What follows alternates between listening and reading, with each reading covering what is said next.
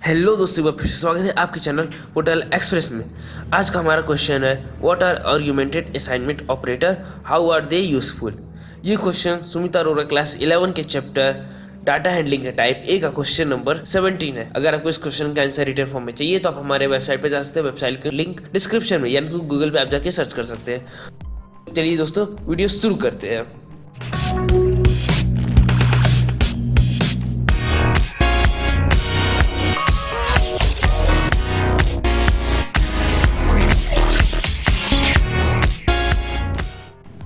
तो question number 17 क्या कह रहा है, what are augmented assignment operator, how are they useful. मतलब आर्गुमेंटेड असाइनमेंट ऑपरेटर क्या होता है और ये कैसे हम लोग के लिए यूजफुल हो सकते हैं। It is the combination in a single statement of a binary operation and assignment statement.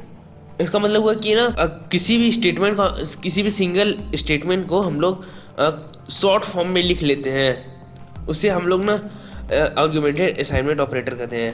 इसमें ऑपरेटर्स का भी यूज होता होगा। फॉर एग्जांपल में जैसे देख लेते हैं a प्लस इक्वल टू 1, यानी तो a plus equal to B. इसका क्या मतलब हुआ, a equal to a plus B, यानी तो a equal to a plus 1। क्योंकि हम लोग जानते हैं कि ना पाइथन में टाइप बाइंडिंग का यूज हो सकता नहीं, डायनेमिक टाइप का यूज हो सकता है। इसी वजह से हम लोग इसको ऐसे लिख सकते हैं a equal to a plus 1, यानी तो b equal to b plus 1।